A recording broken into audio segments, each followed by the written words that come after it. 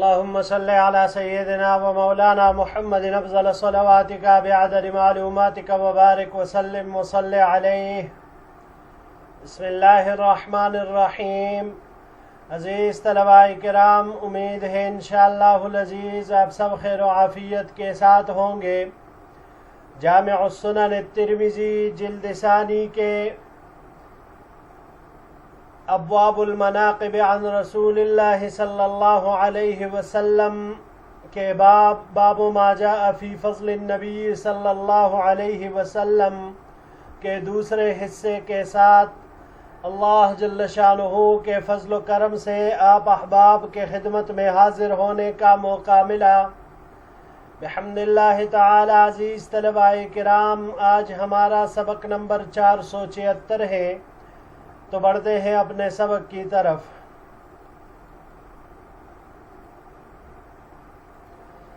باب وبه قال حدثنا محمد بن بشار قال حدثنا ابو عاصم قال حدثنا سفيان وهو الثوري عن ليث وهو ابن ابي سليم قال حدثني كعب قال حدثني ابو هريرة رضي الله تعالى عنه قال قال رسول الله صلى الله عليه وسلم. ہمیں روایت کی محمد بن بشار نے، انہوں نے روایت کی ابو عاصم سے، انہوں نے سفیان سے، اور سفیان سے مراد سفیان ثوری ہے، انہوں نے لیث سے، اور وہ ابن ابی سلیم ہے. انہوں نے کہا ہمیں روایت کی کعب نے، انہوں نے روایت کی حضرت ابو ہریرہ رضی اللہ تعالی عنہ سے. انہوں نے فرمایا کہ حضور نبی کریم صلی اللہ علیہ وسلم نے ارشاد فرمایا: صلی اللہ علیہ الوسیلہ. قالوا یا رسول اللہ وما الوسیلۃ؟ قال اعلی درجۃ فی الجنۃ لا ینالها الا رجل واحد ارجو ان اکون انا ہوا. حضور نبی کریم صلی اللہ علیہ وسلم نے ارشاد فرمایا کہ اللہ سے میرے لیے وسیلے کی دعا کیا کرو. صحابہ کرام نے پوچھا یا رسول اللہ وسیلہ کیا ہے؟ آپ علیہ السلام نے ارشاد فرمایا کہ وہ جنت میں ایک بلند مرتبہ ہے، اس کو ایک ہی شخص حاصل کرے گا، اور میں امید رکھتا ہوں کہ وہ شخص میں ہوں گا. ھذا حدیث غریب. یہ حدیث غریب ہے. واسنادہ لیس بقوی، اور اس کی سند اتنی قوی نہیں. وکعب لیس هو بمعروف، اور کعب یہ تابعی ہے لیکن معروف نہیں ہے. ولا نعلم احدا روا عنہ غیر لیث بن ابی سلیم، اور ہم نہیں جانتے کہ لیث بن ابی سلیم کے علاوہ اور کسی نے ان سے روایت نقل کی ہو. صرف لیث بن ابی سلیم ہی ان سے روایت نقل کرتے ہیں. جی، یہ وسیلہ کے بارے میں یہ روایت ہے جسے مقام محمود کہا جاتا ہے، اور یہ محبوبیت کا ایک خاص مقام ہے جو کہ آپ علیہ السلام کے لیے اللہ نے رکھا ہوا ہے. اس کے اوپر بحث ما قبل میں گزر چکی تھی، تو بڑھتے ہیں اگلے سلائیڈ کی طرف. جی، وبه قال حدثنا محمد بن بشار قال حدثنا ابو عامر العقدي قال حدثنا زهير بن محمد عن عبد الله بن محمد بن عقيل عن الطفيل بن ابي بن كعب عن ابيه ان رسول الله صلى الله عليه وسلم قال. ہمیں روایت کی محمد بن بشار نے، انہوں نے ابو عامر العقدی سے، انہوں نے روایت کی زہیر بن محمد سے، انہوں نے عبداللہ بن محمد بن عقیل سے، انہوں نے طفیل بن ابی بن کعب سے. یہ اپنے والد حضرت ابی بن کعب رضی اللہ تعالیٰ عنہ سے نقل کرتے ہیں کہ حضور نبی کریم صلی اللہ علیہ وسلم نے ارشاد فرمایا: مثلی فی النبیین کمثل رجل بنا دارا فاحسنها واکملها واجملها وترک منها موضع لبنة. حضور نبی کریم صلی اللہ علیہ وسلم نے ارشاد فرمایا کہ میری حالت انبیاء کرام میں سے اس شخص کی حالت جیسی ہے جس نے کوئی حویلی بنائی، کوئی گھر بنایا، پس اس کو شاندار بنایا، اس کو مکمل کیا اور اس کو خوبصورت بنایا، اور اس میں ایک اینٹ کی جگہ خالی چھوڑ دی. فجعل الناس يطوفون بالبناء ويعجبون منه ويقولون لو تم موضع تلك اللبنة وأنا في النبيين موضع تلك اللبنة. پس لوگ اس عمارت کے گرد گھومنا شروع کرتے ہیں، اور وہ اس عمارت پر تعجب کرنے لگے اور کہنے لگے کاش اس اینٹ کی جگہ پوری کر دی جاتی، اور میں نبیوں میں اس اینٹ کی جگہ ہوں. وبهذا الاسناد عن النبی صلی اللہ علیہ وسلم قال. اور اسی سند کے ساتھ نبی کریم صلی اللہ علیہ وسلم سے مروی ہے کہ آپ علیہ السلام نے ارشاد فرمایا اذا کان یوم القیامت کنت امام النبیین وخطیبهم وصاحب شفاعتهم غیر فخر۔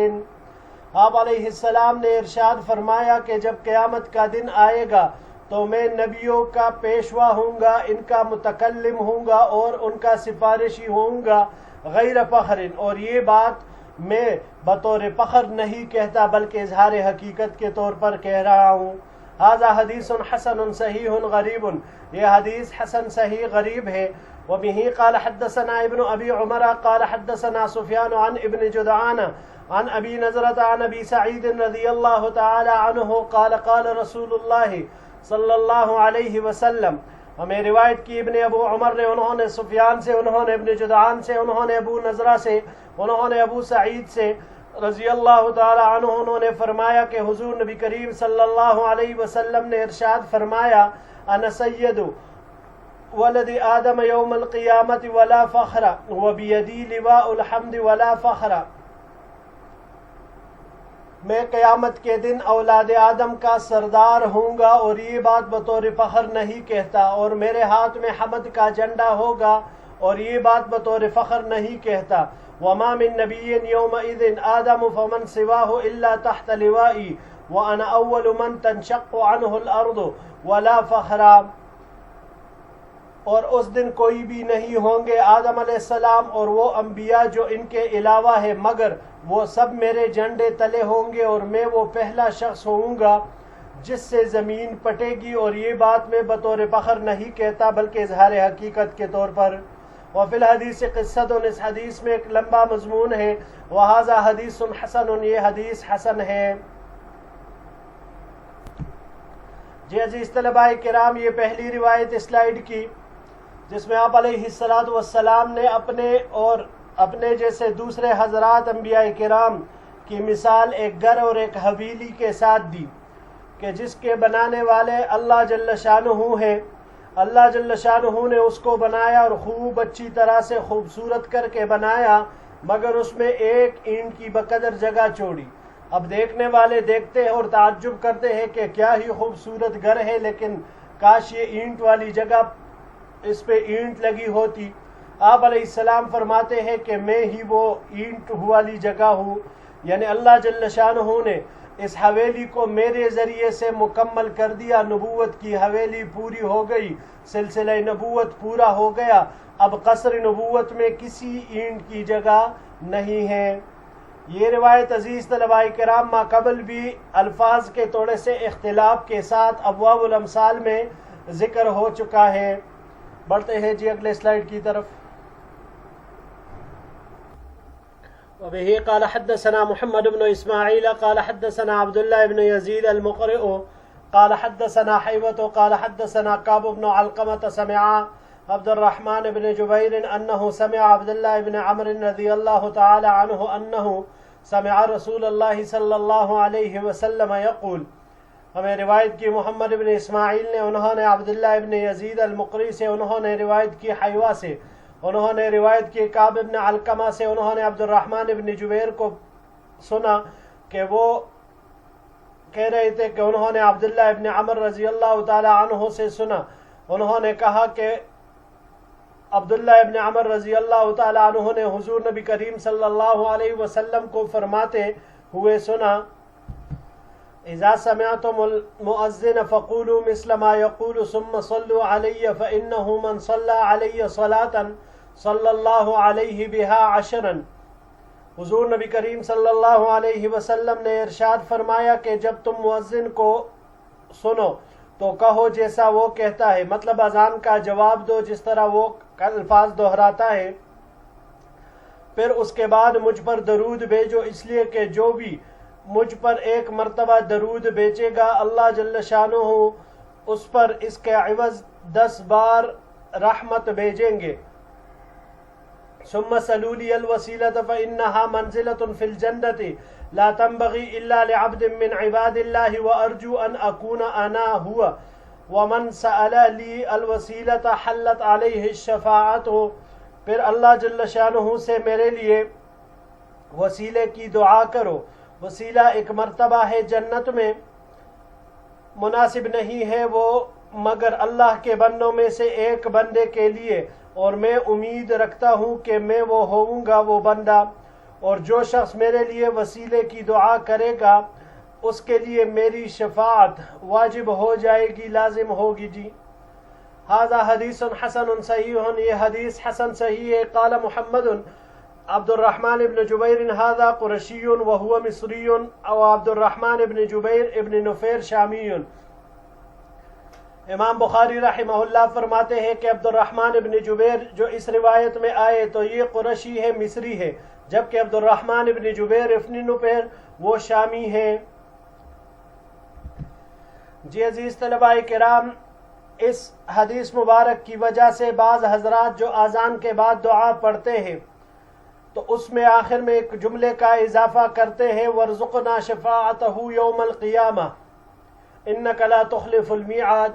عزیز طلباء کرام، اس جملے کی اضافے کی کوئی ضرورت نہیں ہے، کیونکہ شفاعت یہ وسیلے کی دعا کا لازمی نتیجہ ہے، یعنی جو بھی انسان وسیلے کی دعا کرتا ہے حضور نبی کریم صلی اللہ علیہ وسلم کے لیے تو اس کا لازمی نتیجہ یہی نکلتا ہے کہ یہ انسان اللہ جل شانہ اس کو حضور نبی کریم صلی اللہ علیہ وسلم کے شفاعت کا حقدار ٹھہراتے ہیں۔ جی بڑھتے ہیں اگلے سلائیڈ کی طرف۔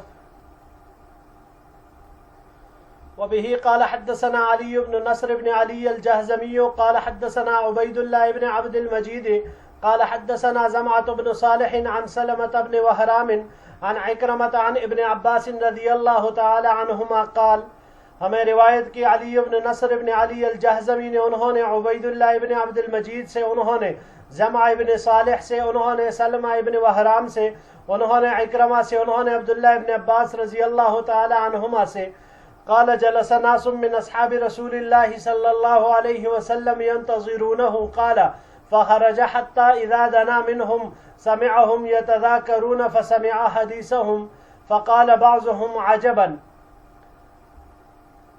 عبداللہ ابن عباس رضی اللہ تعالیٰ عنہما فرماتے ہیں کہ حضور نبی کریم صلی اللہ علیہ وسلم کے چند صحابہ کرام مسجد نبوی میں بیٹھے ہوئے تھے، آپ صلی اللہ علیہ وسلم کا انتظار کر رہے تھے، پس آپ علیہ السلام نکلے سے مطلب یہاں پر عزیز طلباء کرام کے جیسے ہی آپ علیہ السلام نے نکلنے کا ارادہ کیا اور دروازے کے پاس پہنچے تو صحابہ کرام کے گفتگو میں سے کچھ آپ علیہ السلام نے سنا۔ آپ علیہ السلام نے صحابہ کرام کو مذاکرہ کرتے ہوئے سنا تو آپ علیہ السلام وہی رک گئے، اور فقال بعضهم عجبا ان الله اتخذ من خلقه خليلا اتخذ ابراهيم خليلا، وقال آخر ماذا بأعجب من كلام موسى كلمه تكليما، وقال آخر فعيسى كلمة الله وروحه، وقال آخر آدم اصطفاه الله، فخرج عليهم فسلم۔ پس ان میں سے بعض نے کہا کہ تعجب کی بات ہے کہ اللہ جل شانہ نے اپنے مخلوق میں سے ایک دوست بنایا۔ واتخذ اللہ ابراہیم خلیلا، سورہ نساء کی آیت ہے۔ تو اس کہنے کا مطلب یہ تھا کہ ابراہیم علیہ السلام کو بڑا کمال انبیاء کرام میں حاصل ہوا، کیونکہ اللہ کا خلیل ہونا یہ اعلیٰ درجے کا تقرب اور مقبولیت کی دلیل ہے۔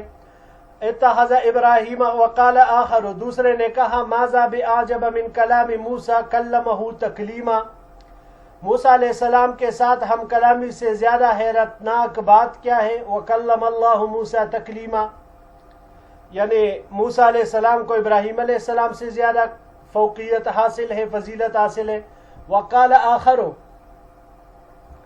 فعیسیٰ کلمۃ اللہ وروحہ، تیسرے نے کہا کہ عیسیٰ علیہ السلام تو اللہ کا بول اور اس کی خاص روح ہے۔ وکلمتہ القاها الی مریم وروح منہ، تو عیسیٰ علیہ السلام اس سے بھی بڑے کمال کے مالک ہیں۔ چوتھے نے کہا کہ اللہ تعالیٰ نے آدم علیہ السلام کو برگزیدہ کیا، آدم اصطفاہ اللہ، اللہ نے ان کا انتخاب کیا۔ قرآن کریم میں فرماتے ہیں ان اللہ اصطفیٰ آدم۔ تو گویا کہ ان کو کمال حاصل ہے. پس حضور صلی اللہ علیہ وسلم نکلے اور ان کو سلام کیا. وقال قد سمعت کلامکم وعجبکم.